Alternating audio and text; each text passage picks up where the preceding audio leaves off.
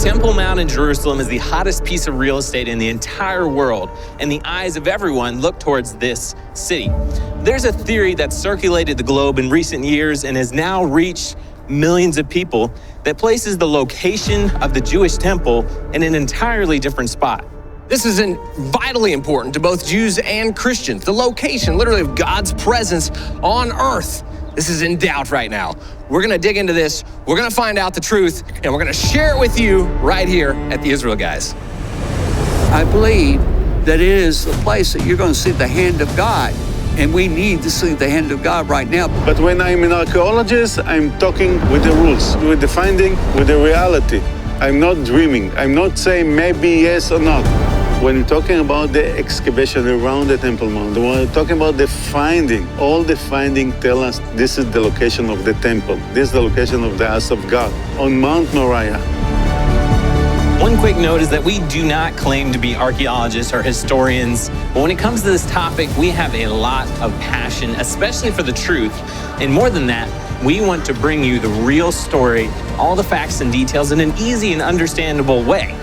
But we do know a lot of those historians and scholars and archaeologists, and we're also going to introduce you to them. One of the most important things that we've got to start right from the beginning is that the Temple Mount has loads of Jewish history, thousands of years. So we're not going to discard that. That's a part of the story for sure. So let's throw off the anti-Israel rhetoric, the propagandas that say Israel has nothing to do with this. It has a major part to do with it, and we're going to dig into the Jewish side.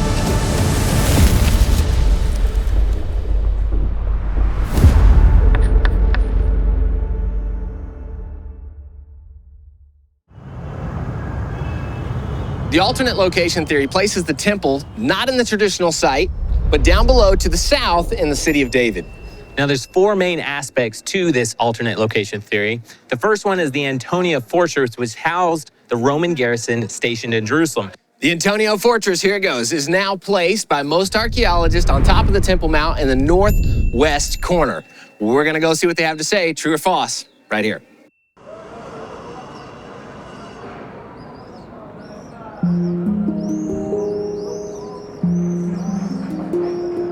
When the alternate location theory talks about the Antonia Fortress problem, there's basically two aspects to this. First is the size of the Roman garrison that would have been stationed at Antonia.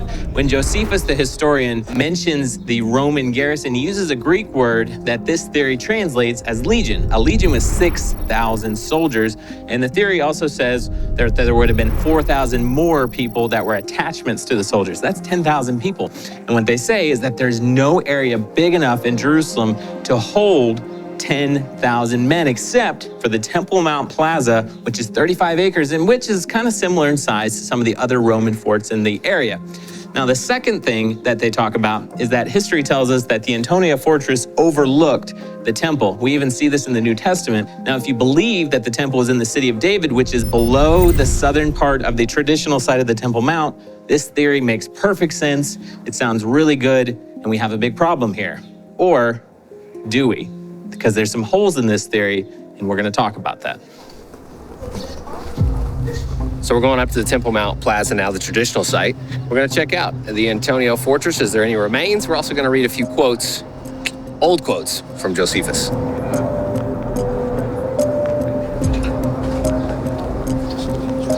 Josephus talks about this place incessantly. We have so many quotes from all over, so we should be able to find a little bit of evidence, one side or the other.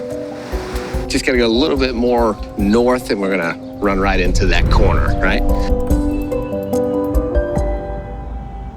Okay guys, so this is pretty incredible. Right here at the northwest corner of the Temple Mount Plaza. Again, this is the traditional site. And what do we find? Well, according to Josephus here, he mentions that there's a huge rock, a bedrock, that's underneath the plaza, and the Antonia Fortress is built on top of this rock. So, as we see right now, in this northwest corner, what do you know? There's a huge bedrock, massive bedrock that extends this entire northwest corner. We can see it right here for ourselves. And according to Josephus' writings, it's very clear the Antonia Fortress was just built just on top of this bedrock.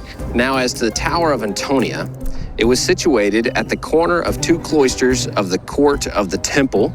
Okay, so the court of the temple, traditionals has this as the court of the temple, so it's sitting next to there. Of that on the west and that on the north, okay? Northwest, that would put it in the northwest corner. It was erected upon a rock of 50 cubits in height. What do you know? Right behind me is an huge, incredibly huge rock that actually encompasses this entire corner here. It's just one massive rock. Traditional theory is looking pretty good.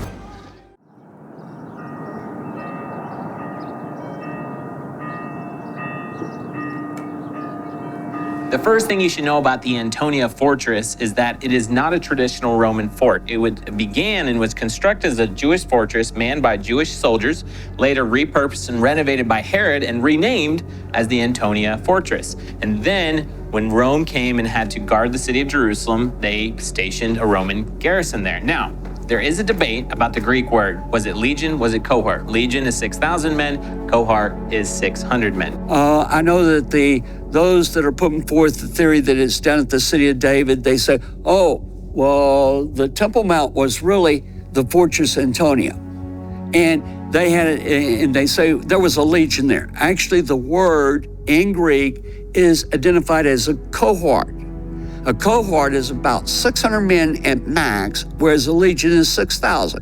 The Antonia forces didn't build for example, for a legion. Okay, he built for a unit to protect, to look, to be there, but not more than that. We have a much bigger problem, however. Are we looking for a location that can house 600 or 6,000 Roman soldiers, or are we looking for a location of the Jewish temple of the Second Temple period that can actually facilitate nearly 3 million pilgrims? How many people do we have that are in the temple? On a daily basis, we have the letter of Aristeas. It says there were 700 priests. And it says it's not counting all of the individuals. So if you have 700 priests, you have 700 Levites, that's 1,400. How many worshipers do you have on a daily basis? Well, you're going to go into the thousands, literally into the thousands. But let's go to the festivals. We have the command for the people, they are to journey to Jerusalem for the festivals, right? Josephus records numbers for us. Now, these numbers, he's going to list the number of lambs that were killed. This is in Jewish Wars, Book 6. He lists the numbers of lambs that were killed for one Passover, and you have to multiply that by a minimum number of 10 and a maximum number of 20. What you end up with coming to that particular Passover is over 2 million individuals. Now, it's much more important that we have a large enough location for the Jewish temple that can host nearly 3 million Jewish pilgrims than it is to have a location that can facilitate 600 or even 6,000 Roman soldiers.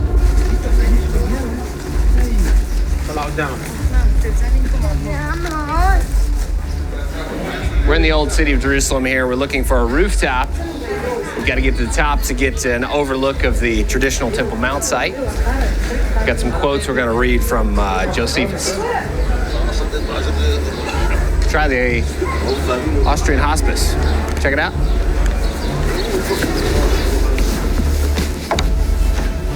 Whoa, incredible. That's exactly what we're looking for.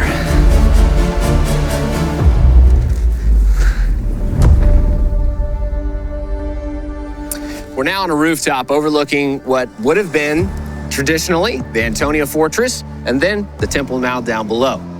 We're going to read a few quotes from Josephus. We've got to take it into account. Everybody talks about Josephus when it comes to this. So let's see what he says. Josephus says, "And now Titus gave orders to his soldiers that were with him to dig up the foundations of the Tower of Antonia and make him a ready passage for his army to come up." Dig up the foundations, okay? And let's take another quote real quick while we're at it. "In the meantime, the rest of the army, Roman army, had in 7 days' time overthrown foundations of the Tower of Antonia and had made ready a broad way to the temple." So twice here we have it. Antonia Fortress, The foundations being dug up by the Romans right here in Josephus. So here's the point. If the foundations of the Antonia indeed were dug up, why do we have a Temple Mount Plaza today, traditional site, remember? 35 acres, still foundations still intact, okay? Here we go, another point from Josephus. For the Jews, by demolishing the Tower of Antonia, had made their temple 4 square, while at the same time they had it written in their sacred oracles that then should their city be taken, as well as their holy house, then once their temple should become 4 square. What's this 4 square thing Josephus is talking about? Okay, if we want to go to traditional site, makes a lot of sense. 4 square, Antonia, attached to the Temple Mount Plaza, right? Go down to the other side. Not so much. If we take away a supposed temple down in the city of David area, it doesn't really fit the script here. A 4 square Temple Mount Plaza, once again, right? Made 4 square once Antonia is done away with. This fits the traditional theory right here. Antonia Fortress, northwest corner of the Temple Mount. Most of the sources, in fact, indicate that it was on northern side, where what I call the Omaria School is, where you can see the sheared off cliff. If you're inside the Temple Mount and you look north, the cliff facing is sheared off. In other words, someone extended the Temple Mount area further north. And the archaeology, both from the British and later periods, indicate inside that there was building of a base which could serve for a massive fortress which that building served.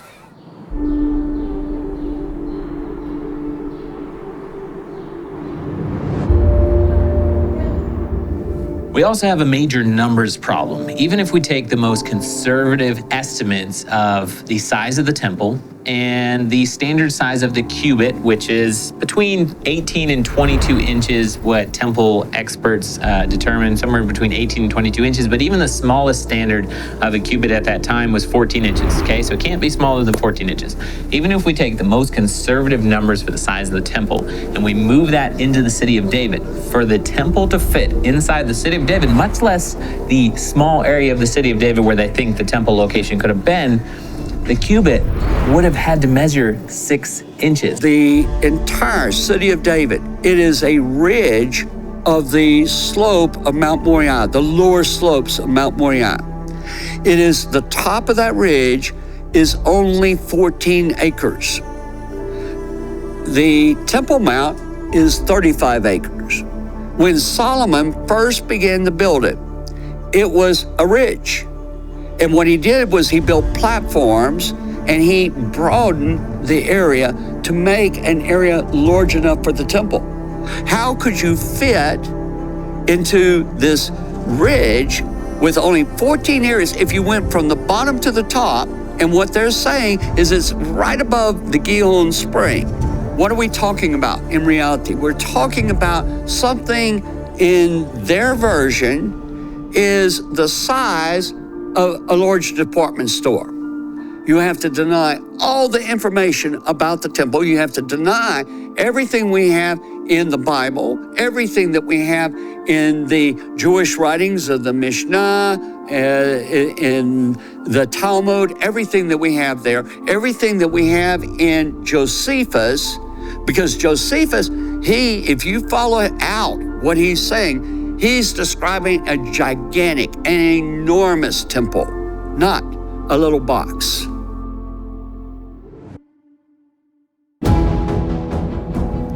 One of the biggest problems we run into by placing the Jewish temple on the Temple Mount, its traditional location, is a water issue.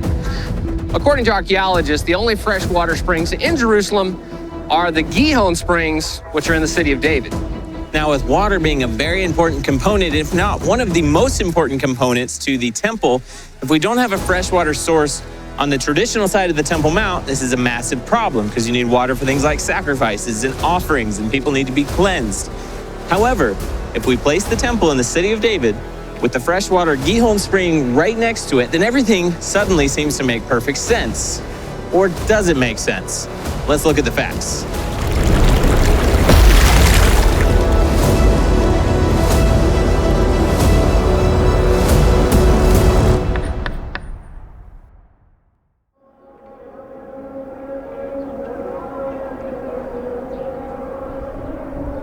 The temple does not use the water from the Gihon spring.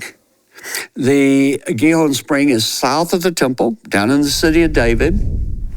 The water for the temple, we have three sources for this. One is the collect rainwater.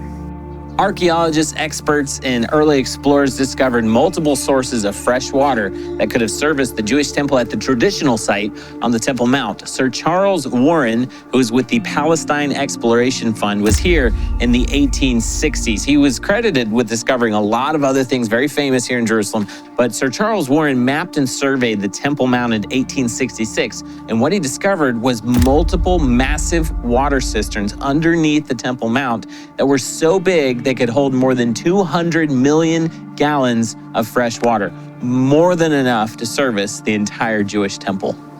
The other water source was fresh water that was actually collected close to Bethlehem, south of Judea, and then it was pumped to Jerusalem in a 21-kilometer aqueduct system, pumped all the way here and then deposited in holding tanks or pools, cisterns, just below the Temple Mount, where it could then be used for the various services and needs that were in the temple. And in fact, if you go up on the Temple Mount, you can follow the line of the aqueducts, okay, underground. They're charted first. All of this was charted by those explorers from the Palestine Exploration Fund. Look, we're talking about the Second Temple period, where the aqueduct go back all the way from the Solomon pool, taking the water from there all the way inside to the temple. No problem. Second Temple period, we have running water in the Temple Mount. The First Temple period, I found below the Western Wall, I found a huge reservoir water dating to the First Temple period, by carbon-14 by the finding. So we have a huge reservoir water on the Temple Mount for all what we need in the Temple Mount, and we have also aqueduct that taking water to the Temple Mount in the Second Temple period. So no water problem on the Temple Mount. The theory also says that it has to be fresh water, it has to be spring water, that you can't use water from a cistern. That's not true at all. I mean, first of all, even what we call mikveh, the Jewish ritualarium, right, doesn't have to be living water fully, just connected by a small trough or something like that, which could easily be arranged in any of the areas. So I don't think that aspect of the theory holds up either. So we've come just down below the traditional Temple Mount Plaza, and we're down in the area where there's been tremendous excavations done. And there's one thing that we know for sure. Wherever the temple was, there's going to be an exorbitant amount of ritual baths, called mikvahs in Hebrew. Well, we learned from Eli Shukran that there's no sufficient number of mikvahs in the city of David. So we're going to go into here to see what they've found just below the Temple Mount Traditional Plaza. Let's see what we find. Okay, now the big deal is we're going to get down because the traditional site has the steps, the pilgrimage road leading right up to this location, which I would assume right at the base of the traditional Temple Mount site, we should have loads of mikvahs, traditional bathing sites.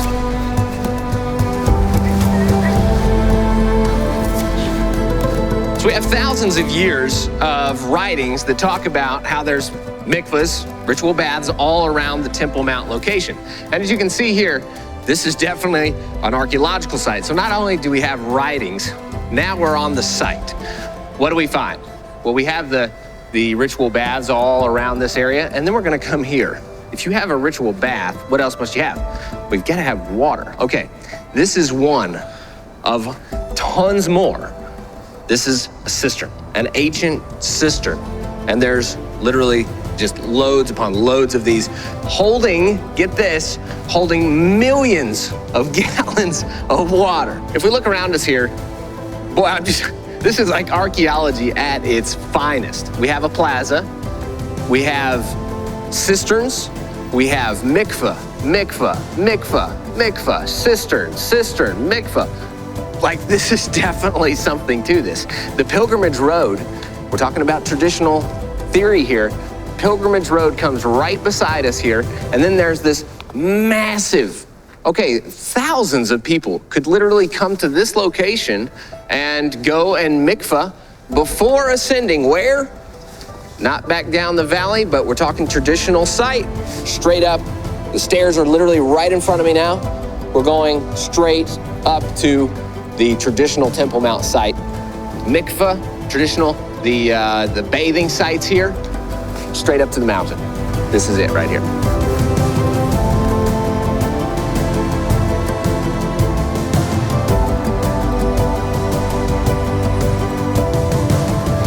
City of David down below. Mikvahs.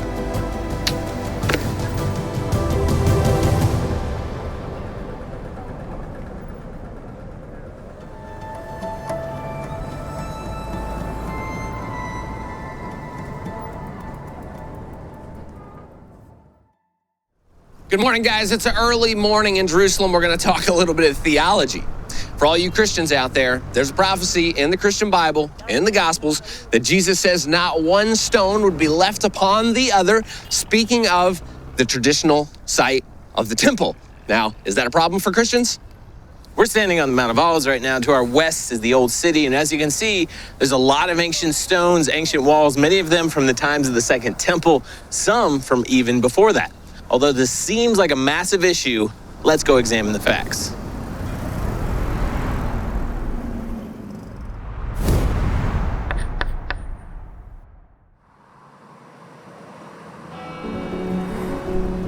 In Matthew chapter 24, verse 1, we read the following. Then Jesus went out and departed from the temple, and his disciples came up to show him the buildings of the temple. And Jesus said to them, "Do you not see all these things? Assuredly I say to you, not one stone shall be left here upon another that shall not be thrown down." Now, if you believe in the alternate location theory, this creates a pretty big problem, right? Everybody knows the Western Wall, the Wailing Wall, is in the old city of Jerusalem, still stands today, and some of the lower stones of the wall probably stood around the times of the Second Temple, or you have the other side of the Temple Mount complex, the old city, like where the Eastern Gate is standing, and we know that some of the stones near the bottom were still here at the times of Jesus in the Second Temple. So this creates a big problem, right? Because is Jesus wrong, or did something else happen in history? Well, there's several explanations, the last of which is the one that is the strongest. First, we read in this passage, there's several of the Gospels recount what Jesus said, but in this specific passage, it says that the disciples were showing Jesus the buildings of the temple. Now, if we put it in the context of the preceding verse, he's talking about the buildings. And that's true. There is not a building that's standing above ground. There are places I can take you to. I can show you traces of the temple on the surface, but there's no stone standing on top of another. We do know from Josephus in the history books that Titus and the Roman army completely destroyed the Jewish temple, destroyed the buildings, destroyed everything. So that's one explanation, is that Jesus was talking about the buildings of the temple, and yes, they were completely destroyed. In Luke chapter 19, verse 41, we read this passage. Now, as he drew near, he saw the city and wept over it, saying, "If you had known, even you, especially in this your day, the things that make for your peace, but now they are hidden from your eyes. For days will come upon you when your enemies will build an embankment around you, surround you and close you in on every side, and level you and your children within you to the ground. And they will not leave in you one stone upon another, because you did not know the time of your visitation." Now, in this other passage, we see Jesus using the same figure of speech as when he was speaking about the buildings of the temple being destroyed. And in here, he's talking about the entire city of Jerusalem. Wait a second. We have ruins. We can go to the third wall. I guarantee you, I would have to help you get on the third wall, because there's stone after stone after stone.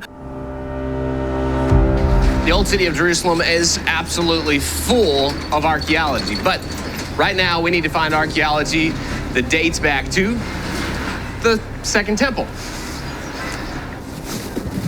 So here in the old city of Jerusalem, we still have an ancient wall dating back 2,000 years. This wall, dating back to the time of Ezra and Nehemiah, would have seen both the First Temple and Second Temple, and as we can see, we have rocks still on top of one another. There's a lot of stones in Israel, but we're talking about specific stones. Stones that date back 2,000 years ago. That's what we're looking for You guys know I'm no archaeologist, but there's a few things that everybody in Israel knows. Check this out. This border around this rock, a frame, it goes back to King Herod. Check it out. Ancient staircase dating back to the Second Temple period, 2,000 years ago. All of this, 1, 2, 3, 4, 5, 6 layers of wall, all from the Second Temple period. Rocks stacked on top of each other, stacked on top of each other, stacked on top of each other. 1, 2, 3, 4, 5. Rock 1, rock 2, 1, 2, 3. 1, 2, 3, 4, 5, 6 layers of stone. According to historians, Titus himself actually left this section of the wall just to show the magnitude, the incredible infrastructure of the Second Temple period walls around Jerusalem. Am I supposed to say, okay, Matthew 24 says not one stone upon another? That's accurate. And I agree, it's accurate. But Luke 19, that's not. We're not going to look at that. Yeshua was mistaken in that one because we have archaeology, we have verified proof that we have all of these locations. What I submit to you is not one stone upon another is an expression, meaning total ruin. The city was in total destruction. So was every single stone torn down? No, but history does tell us that the Roman army completely leveled and destroyed not only the temple, but the whole city of Jerusalem. And then subsequent Roman armies came and put down revolts and drove the Jewish people out. There's even a passage in history that tells us that the Temple Mount was plowed over. History tells us that the city of Jerusalem was completely 100% destroyed. So when Jesus told his disciples that not one stone would be left upon another, speaking of the temple and speaking of the whole city of Jerusalem, that absolutely did happen. Jerusalem was completely and utterly destroyed.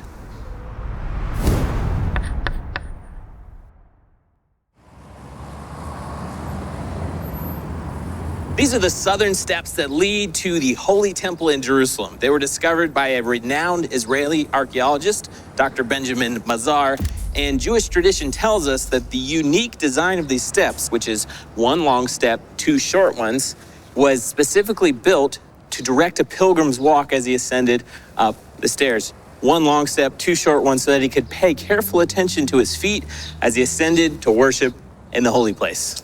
On top of that, remember the alternate location theory that says that the Antonia Fortress stood above us here, and these stairs, with that theory, being the quick access down to the Temple Mount Plaza, alternate location, City of David. Now, if we talk about Josephus, Josephus says that that access was a fast access for the Romans. Now, if this is fast access, let's look carefully. We have 1 step, short step, and then we have a 2-step, longer step, right? So fast, getting soldiers down to the Temple Mount Plaza, I'm sorry, does not work here. Let's just say this would be the best way to trip a Roman soldier. If you were gonna build a stairs for it, this is not how you would build a fast access Roman runway into an area you needed to get to. So pull it back around. We're back to traditional site theory. Temple Mount has to be above us. We're here now at the Temple Mount Sifting Project. This project is incredible. There was a not so incredible thing that happened when the Muslims expanded the Al-Aqsa Mosque. They just took out loads and loads of dirt from underneath it, actually like 9,000 tons of dirt. That's a lot. That's a lot. And now this project is taking it on to actually excavate it, because sifting it to see what kind of archaeological evidence from the temple they can find. So we're gonna go join the group and see what we find. Welcome to the Temple Mount Sifting Project. One day in 1999, 9,000 tons of dirt fell on us. And this dirt came from the Temple Mount and is very, very important. It's very valuable dirt because it contains a lot of information about what was going on in the Temple Mount over history. We found seal impressions with the names of priests who were like officials officiating at the temple that were mentioned in the Bible, in like the book of Jeremiah. And so you have a triangulation between an archaeological find, the scripture, and the location. Here we've also been able to reconstruct what the Temple Mount courtyard looked like. We found a lot of geometric tiles, and we're able to calculate what they look like when they weren't broken, and then calculate what the patterns look like.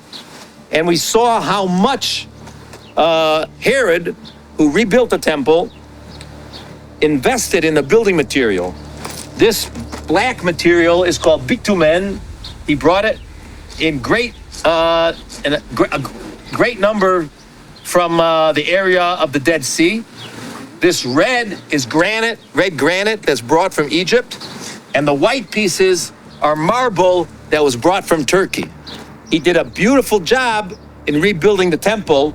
And this just shows how much he invested in making it a really nice reconstruction.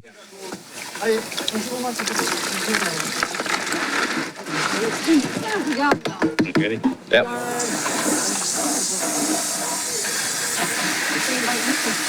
We're really hoping to find some serious artifacts here. The deal is if we do find something, we have the archaeologist on site that's going to tell us if we actually find something. We're hoping this is going to be like a revolutionary find here. But, you know, the fact is, Luke, is that I don't know how much more revolutionary you can get. They've only found like 10,000 coins, just coins, and other artifacts that date exactly back to the pottery, Temple Mount. Well, they found thousands of coins that actually show that the traditional site would actually be the site as well. There we go. Pottery right off the bat. I'm guessing pottery is the most common thing. Would this be a bone? Looks like a bone. Oh, you were listening. Very good. Yeah, There's a bone. Yeah, bone. What would it be from? That looks like the rib of a lamb. I've seen these before because I eat lamb. I eat this stuff. Yeah, most likely. What would it be? Temple service, maybe? You never know. It's hard to tell, but if it's burned, then the chances are it is. We have a lot of burned bones, like a third of the bone, a quarter or a third of the bones that we see are those types of temple service that the families used to eat in the courtyard. Right. Okay. Some of them were burned totally on the actual altar, but the family stuff, like every 10th animal was supposed to be brought to Jerusalem by the family and eaten in Jerusalem. The Passover lamb, I mean, was supposed to be eaten. In Jerusalem that night. So that's so we. And you find a lot of burned bones. Yeah. Well, that's the bones just from the past few weeks. Yeah. The burned ones. Yeah, right. All of these are either scorched or charred. Which would, I mean, coming from off the Temple Mount, you would expect. Especially because according to Jewish law, the Passover lamb, which you had hundreds of thousands of people eating on Passover Eve, had to be roasted. Yeah. Had to be roasted on a fire. So that's what we think this is from. Amazing. Yeah. The pottery here. Now, if you ask me, that looks like a mosaic. Perfectly round. I don't think rocks naturally come this way. We'll have to find out. But I mean, look at this thing. It's got to be mosaic. Cut perfectly from the Temple Mount. I mean, just think of the story this could have behind it. Think about who would have walked on top of that. Just let your mind go wild there. I don't know. But Temple Mount. They found 10,000 coins from here. They found all those pillars, marble, mosaics, glass. All right, guys, look at this. This is, I don't know how old this is, but it's some kind of crazy piece, and it's maybe gold actually in here, literally. Look at that. Incredible. Look at all that color. We just found it right here. Incredible stuff. I mean, look at this. There we go. Could you give me an estimated number just on your project alone? How many pieces have you found that point? We have, I don't know, probably over 750,000 pieces that the assumption is that they come from the Temple Mount. I mean, that because they're connected with the temple period there. Yeah. So it's not a theory. We're talking facts. We're talking scientific facts, okay? Which are always a basis for discussion, but they're there. Other thing that we can understand, on the top of the city of David, we have a neighborhood, we have houses that go back to the 1st century. We have private houses with the ritual bath, with all that kind of. If I have a private houses, I have a ritual bath, I have all that kind of finding. How I can say that this is temple? You cannot build a temple when you have houses that go back to the end of the second temple period. It's not work. It's not work like that. What about the small room that they speak about? It's not the small room. I found it. This is my finding. And this is very, very, very important finding. It's go back to the 18th century BC. It's go back to the Abraham time. It's go back to Melchizedek time. And this is the time when they built it. So there is no connection to King Solomon. The end of this place, it's 8th century BC. In the time of King Hezekiah, we're talking about 200 years late than the Babylonians destroyed the first temple that King Solomon built. I was working in the city of David around 18 years, every day. If I was found even a small finding that we can say that this is a temple around that, I can tell you, okay, maybe. But there's no evidence about that, even a small evidence that say in the area of the city of David was a temple.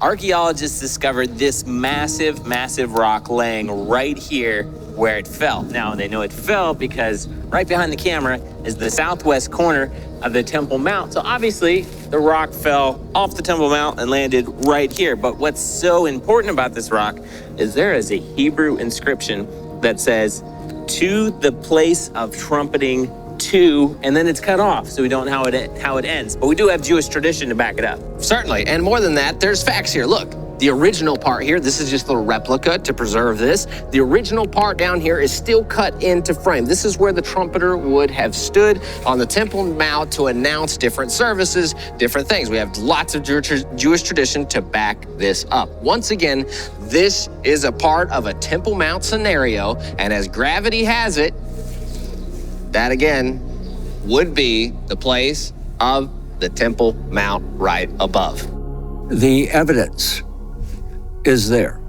The evidence that shows that the Temple Mount is exactly where we say the Temple Mount is located. The archaeologists agree. The men from the Palestine Exploration Fund, they agreed 100 years ago. We have the rabbis agree, all the texts agree. There is ample evidence. It is evident that the temple, we found the evidence that this is the temple. We know exactly where the temple building was located. If we've learned anything, we've learned this. Archaeology is so incredibly important. Right now even, we're in the midst of a bunch of rubble that fell from just above us. Well, turns out, traditional site of the temple is right here. Romans destroyed. We're standing in the ruins of all of this destruction. Okay, not only this, but around the Temple Mount Plaza here, the traditional site. What do we find? We found, well, they've pulled out 7,000 tons of debris from below the mountain, and have found thousands and thousands of artifacts that prove that this was indeed the traditional site of the temple is it. Not only that, the trumpeting stone that we spoke about, the stairs leading up to the temple, the specific details, they're all here in this plaza, the mikvahs, the list goes on. Guys, for sure, indeed, this is without a doubt the location of the temple. The evidence lies before you. A Jewish temple, the place where God chose to place his name forever, stood on top of the Temple Mount complex, right up there for thousands of years, and no one should ever try to place it anywhere else.